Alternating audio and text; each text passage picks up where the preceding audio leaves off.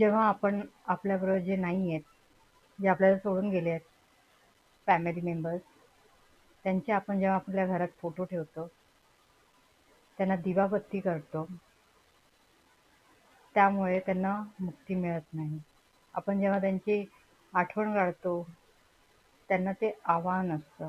ते स्पिरिट फॉर्ममध्ये असल्यामुळे घरात निगेटिव्ह एनर्जी ॲड होते. घरात प्रॉब्लेम्स यायला स्टार्ट होतात. त्यांना मुक्ती नाही मिळत, त्यांची नेक्स्ट जर्नी सुरू होत नाही. त्यामुळे मी रिक्वेस्ट करते, जर तुम्ही जे आपल्याला सोडून गेलेत त्यांचे फोटो ठेवले असाल, तर ते काढून त्यांना एका रेड क्लॉथमध्ये रॅप करून नॉर्थ वेस्ट डिरेक्शनमध्ये ठेवून द्या.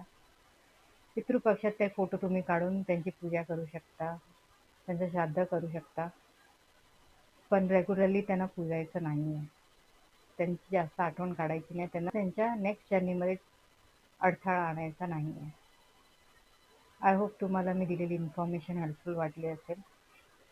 Do like and subscribe my YouTube channel and stay connected.